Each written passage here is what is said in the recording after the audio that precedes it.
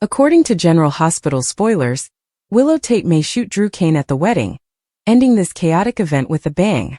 Curtis Ashford recently delivered a shocking revelation, and fans are waiting to see if it will send Willow over the edge. Curtis revealed in the July 24th episode that Drew and Nina Reeves had been sleeping together, while Willow was falling in love. Curtis revealed that Drew was hot with Willow's mother last summer, both before and after the 4th of July. Of course, Willow isn't going to take Curtis' word for it. Willow will have the opportunity to question her mother about her affair with Drew now that Nina will be returning to the bridal prep area soon. Nina will be forced to reveal the truth about those intense Drew moments, which will undoubtedly upset Willow. Drew and Nina have been keeping this secret for more than a year, so Willow will feel foolish by the time the wedding begins. According to the show's weekly teaser trailer, the wedding will proceed as planned. However, this does not guarantee Willow will say, "I do," to Drew after discovering the deception. Willow's alarming behavior has sparked a lot of discussion, especially now that Drew and Nina have independently determined she pursued Daisy Gilmore and interfered with Sasha Gilmore Corbin. Liesl Obrecht also mentioned that there was something seriously wrong with Nina's daughter, so GH writers are revealing plenty of flaws in Willow's mental stability. Finding out about Drew and Nina's hookups could push Willow over the edge. With that in mind, we wouldn't be surprised if Willow picked up a gun and shot Drew rather than marrying him. Willow may feel as if she ruined her life for a man who did not deserve it and lost all control. Willow's sorrow and wrath, especially over the loss of custody of her children, could explode in a powerful moment when she pulls the trigger on Drew. According to General Hospital teasers, Willow could go off the rails more than ever before, so stay tuned for updates on any turmoil that may ensue. General Hospital rumors and updates show that Drew Kane may have just gained some negotiating power for his wedding. Will Drew consider revealing Willow Tate as Daisy Gilmore's stalker if his fiancée backs out? Drew was Nina's #1 suspect after Nina Reeves began to suspect Drew was behind the weird happenings surrounding the baby. Drew took a moment to consider who else could be to blame. Drew's look and inquiries regarding the 4th of July indicate that he believes Willow is stalking Daisy. Sasha Corbin was worried enough to gather the infant and escape the town, showing that Drew recognizes the gravity of the situation. Willow had been sneaking into the Quartermain estate and controlling events while posing as an innocent child, making this a secret she preferred to keep hidden. Drew suspects Willow, which is noteworthy because she might have done more than just play with Daisy and gaslight Sasha. Her children were also living there at the time. Drew's revelation comes at an interesting time, especially given that he is about to marry Willow, because Drew has his own secret that appears to be ready to be revealed first. Is there a reason why the GH writers chose to place the Daisy stalker secret in Drew's possession just before the wedding? Willow is about to realize that, while she was falling hard for Drew, he was covertly involved with Nina behind closed doors. Curtis Ashford could be the one to reveal that knowledge to Willow, but leaving her fiancé may not be as simple as it appears. Willow may erupt in rage and consider leaving Drew, at which point he may resort to serious blackmail. Drew might have a private conversation with Willow, trying to get the wedding back on track. It's easy to imagine Drew taking Willow aside for a private chat, as he tries to get the wedding back on track, implying that they both made some questionable decisions. Then imply that Michael Corinthos would be upset to find that Willow was responsible for pushing Sasha and Daisy out of Port Charles. Perhaps Drew might persuade Willow to put aside her troubles with Nina and agree to marry him, or he'll make sure the truth about her stalking Daisy is out. Drew may persuade Willow that everyone will agree with him, and that she will never see her children again, but will it be enough to convince Willow to go ahead with the wedding? Drew threatens people every day, so he might as well blackmail his bride on her special day. The day had begun with promises of love and forever, but as the sun fell below the horizon, no one could have imagined how it would end, especially Drew Kane. He stood proudly in front of the exquisite outdoor setting, every detail perfectly planned for what should have been the most joyous day of his life. Guests were dressed to the nines, flowers cascaded from towering arches, and champagne was served on silver platters. But underneath the enchantment of it all was a truth too grim for most to bear. Willow Corinthos, poised and gorgeous in her soft lavender gown, was not simply attending a wedding. She was going to end one forever. Willow had been subdued in the days preceding up to the ceremony, with smaller smiles and a softer voice, but no one questioned her attendance. After all, She'd been through health sickness, betrayal, a failed marriage, and Michael's growing conflict with his own family. But something inside her had changed. It wasn't grief. It was not fear. It was resolved. Willow had realized that Drew wasn't just another man playing the hero in Port Charles. He was a manipulator who had sunk his claws into far too many people, and now he was targeting Michael and the children, her children. The wedding started without incident. Drew looked sharp in his dark gray suit, the smug gleam in his eyes concealed by dazzling grins. The guests sat silently, and the officiant began speaking. Willow, standing a few feet away under the shade of an ancient tree, was not listening. Her palm was resting within her little satin handbag, fingers tightly clasped around the cold metal inside. She hadn't informed anyone, not Carly, Michael, or even Nina. Especially not Nina. Willow had opted to address this situation on her own. She couldn't let Drew ruin another family. Not hers. Not someone else's. Drew had recently made movements that concerned her. He was cozying up to powerful people with shady intentions, reintroducing himself into Michael's orbit after months of Cold War. But he didn't want reconciliation. It was about control. And Willow saw through it. Michael was attempting to be cordial for the sake of peace and appearances, particularly with the children around. But Drew had already threatened Willow, both privately and openly. He told her she'd regret it if she tried to turn Michael against him or got in the way of what he wanted. That threat, delivered with a smile and a sickening calm, was burnt into her memory. As the minister approached the vow exchange, the air became strange. Willow moved forward, shocking everyone. Some assumed she was overtaken with emotion or had a toast to deliver. Drew turned, bewildered but confident. He assumed it was a final plea or perhaps a sentimental gesture. What he didn't expect was the sound of a safety being turned off. The crowd gasped as Willow raised the revolver, her arm solid despite the trembling in her jaw. "I warned you," she continued, her voice rising above the startled quiet. Drew's expression changed. "Stay away from my family." The mask fell for only a second. Panic flashed in his eyes, then confidence returned. "Willow, don't be ridiculous," he said, as if reprimanding a child. "Put your gun down. You have no idea what you're doing." But she did. In her imagination, she watched every time he manipulated Michael. Every whisper about family loyalty concealed a desire for power. Every time he tried to sneak into her children's life as a uncle. Michael returned home from each conversation feeling somewhat more worried and uneasy. Drew was poisoning them from within. He intended to pull the family apart, beginning with transforming Michael into someone he was not. Willow would not let this happen. "I know exactly what I'm doing," she replied, her gaze never leaving Drew. Then she fired. The sound shattered the peaceful atmosphere, sending birds into the air and guests diving for cover. Drew lurched backward, clutching his side, eyes wide with surprise. He crumpled to the ground near the flower-strewn altar, blood splattering across his shirt. Chaos erupted. Carly shouted. Michael surged through the mob, his expression a mix of horror and sadness. But Willow did not move.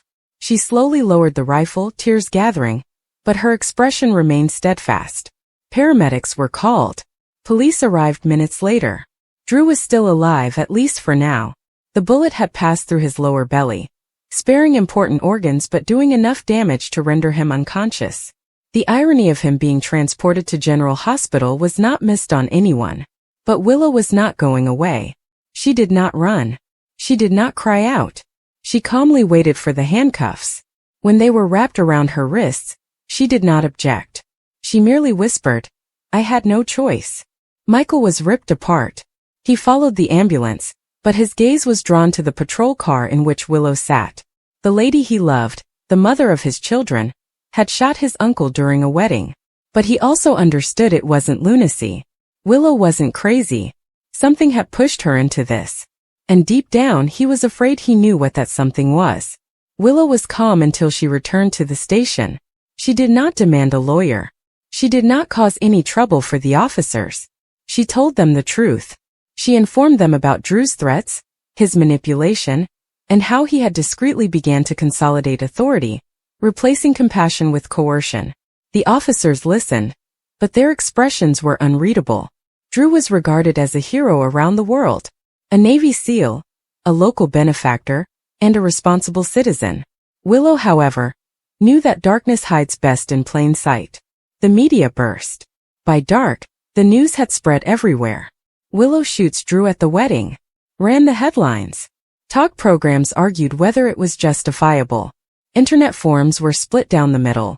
Was she a villain or a vigilante? At Port Charles, sentiments were even more divided.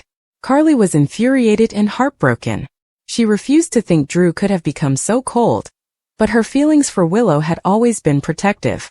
She paid her a visit in jail that night, unsure what to say. "Why?" she muttered, her voice barely suppressed anguish. Willow's eyes, red yet dry, met hers. "Because I wasn't about to let him harm Michael. Or the children. He informed me what he would do if I didn't back down. He wasn't bluffing." Carly's silence was sufficient. She went without saying anything else, but Willow noticed something in her eyes. Doubt. Or perhaps understanding. Perhaps both. Michael ultimately paid her a visit too. That meeting was harder. The man who had sworn to love her forever was now standing on the other side of the glass. He gripped the phone fiercely but did not speak immediately. "I never wanted it to end like this," Willow finally remarked. "I know," Michael said gently. "But now everything's different." "Not everything," the woman replied. Michael's eyes dropped. "I still love you. And I love you. But I don't know how to fix this, and neither does she." Drew awoke in his hospital room a few days later with only a vague recall of the incident. At first he claimed Willow had snapped and called her dangerous. However, when presented with recorded messages and witnesses to his threats, the picture became murkier. Drew's reputation began to deteriorate. Those who previously defended him were compelled to reconsider what they knew. He wasn't arrested yet. However, the probe widened. Meanwhile, Willow's case split Port Charles. Diane Miller took her case, alleging self-defense for mental suffering and direct threats. The trial would be dramatic. Even before that, Willow's name would be heard in every home, from the Metro Court to the back corridors of GH. Some viewed her as a sad hero. Others regard you as someone who overreached. However, no one perceived her as mute anymore. She had discovered her voice, and she had used it with conviction. The wedding was not rescheduled. The flowers withered, and the venue's gates closed. However, what began as a celebration turned out to be a turning point. Michael began to reconsider everything: his place in the family, the boundaries of loyalty, and the cost of silence. Willow behind bars remained calm. She revealed the truth time and again. She did not lie. She did not embellish. She simply described a man who smirked as he slowly gutted those around him. And she admitted it. She shot him. Nobody else was going to stop him. Nobody knew what the verdict would be. Even if Willow never walked free again, she had already regained her power. She wasn't terrified for the first time in a long time, even though the ceremony ended in bloodshed. Not Drew's. Not a matter of judgment. Not sure what happened next. Because sometimes the only way to defeat a villain is to become one. Drew had always considered himself a guy of principles. Despite his captivity, his family's betrayal, and the anarchy of Port Charles, he had attempted to take the high road. But occasionally taking the high road was not an option, especially when someone else had the map. That was where he found himself now, teetering on the edge of a dangerous bargain, forced to orchestrate a wedding out of necessity rather than love. Blackmail, subtle and venomous, had crept back into his life, and this time it was linked to Willow, and to a secret that could tear everything apart. Drew's wedding was intended to be the next chapter in his life, an honest start with someone he could trust. However, the timing of the demand could not have been worse. The threats began gently, with cryptic notes and veiled warnings. Then came the photographs. Nothing blatantly damning at first, just enough to raise the bar. Drew knew who was behind it, the same person who had always been one step ahead. Someone from his past, someone with unfinished business, who was now pulling strings from the shadows. Drew was surprised by how deeply it connected with Willow, or how personal the threat could become. Willow, for her part, had been walking on glass for several months. She had assured herself that the past was buried and the worst was behind her. Her cancer recovery had been a type of rebirth, allowing her to rebuild her life with Michael, Wiley, and Amelia. However, She did not want certain passages reopened. Secrets she had believed would remain buried forever. Unfortunately, one of those secrets had a name, Daisy. The girl she had once mentored and attempted to save had now become the personification of a threat that neither she nor Drew could ignore.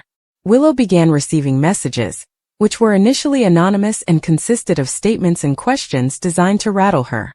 Mentions of cults, deceit, and the agony she had tried to overcome. Willow understood what it meant. Daisy had resurfaced. And she wasn't alone. Someone had discovered Daisy's background, dug up the roots of Dawn of Day, exposed hidden trauma, and repurposed it as leverage. It wasn't just about blackmail anymore. It was all about control. And Drew had suddenly become a bargaining chip. The proposal, Drew's so-called wedding, was a ruse designed to protect them both. A ceremonial threat. If Drew did not go through with it, the anonymous source would publish the whole scope of Willow's history with Dawn of Day, implicating her in the recruitment of others and distorting the truth until Willow appeared to be a predator rather than a victim. Michael couldn't handle it. Willow knew. Drew did as well. That was the leverage. The only thing that would apparently stop the leak was the wedding, which the blackmailer assured would render them all untouchable. Of course, they didn't specify how long. Drew initially reacted negatively. He refused to be pressured into anything, especially marriage. But when he realized how extensive the blackmailer's information was, how far it had delved into Willow's past, even into secret medical files, he changed his mind. He could not let Willow fall. Not after what she'd already been through. He would marry someone he did not love if it meant saving her future, and the tranquility of her children.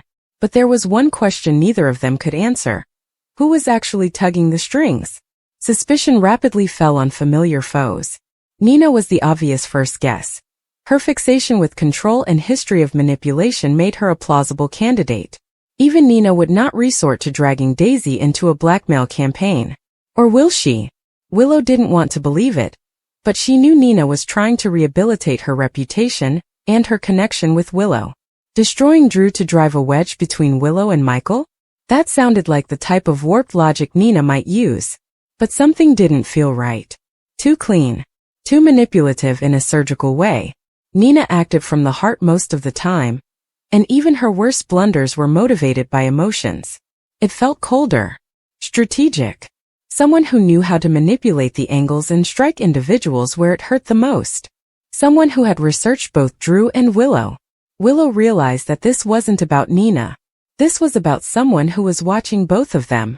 Someone with access to records, including psychological profiles. Someone like Harmony. Of course Harmony was gone. But her effect persisted. Someone had downloaded her journals, which were never meant for public consumption. They described Willow's induction into Dawn of Day, her friendship with Daisy, and even the private therapy session she had urged her mother to erase. Someone had recovered the records. Whoever they were now weaponizing them. Daisy's role remained unclear. Was she the stalker? Or the victim? Willow did not know. However, the indications led to a worrying possibility. Daisy was back in Port Charles. She might not be acting alone. Her social media profiles, which had previously been silent, have recently become active again.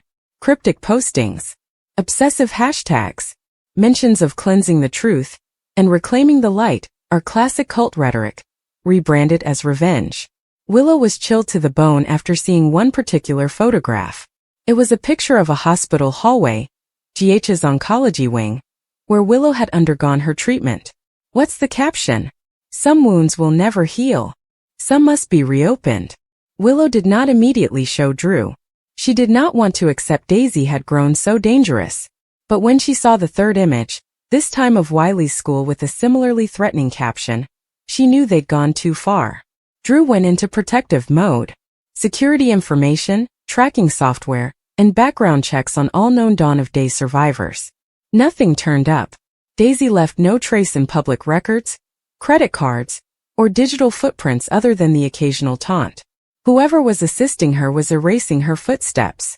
Meanwhile, wedding arrangements started to take shape. Drew had no idea who his claimed wife would be. All he knew was that she would be picked by the blackmailer. Someone who could unite the past and future.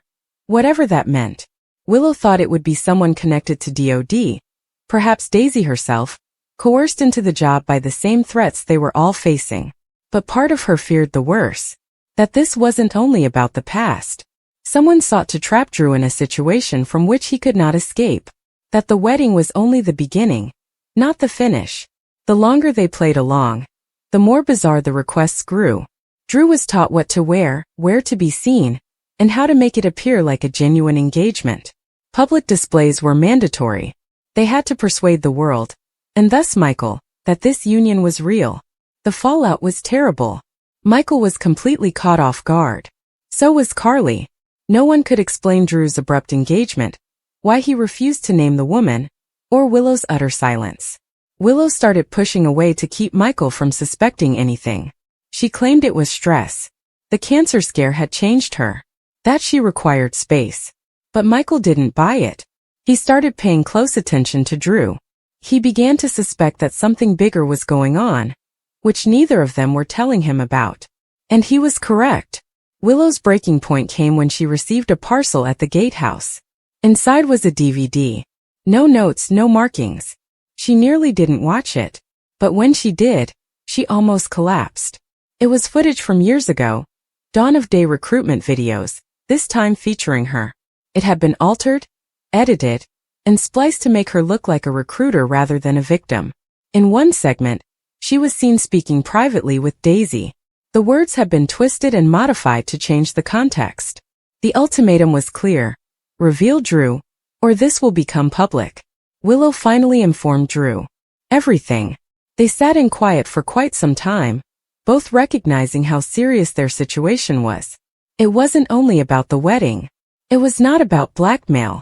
It was about rewriting their histories, transforming victims into villains. And it would not end with them. If this footage became public, Willow would lose Michael. Drew would lose everything. And whomever orchestrated this would win. They chose to act. Not to flee or hide, but to fight back. Drew started looking for old military contacts, former WSB allies, and anyone else who could help him find digital footprints. Willow contacted Sam, trusting her to discreetly examine Daisy's reappearance. They devised a strategy to not only survive the wedding, but also to reveal the truth behind it. Because one thing became clear: this was more than just a game. It was a message, a warning. And if they don't stop soon, the next chapter of their lives won't include a wedding. It would be a funeral.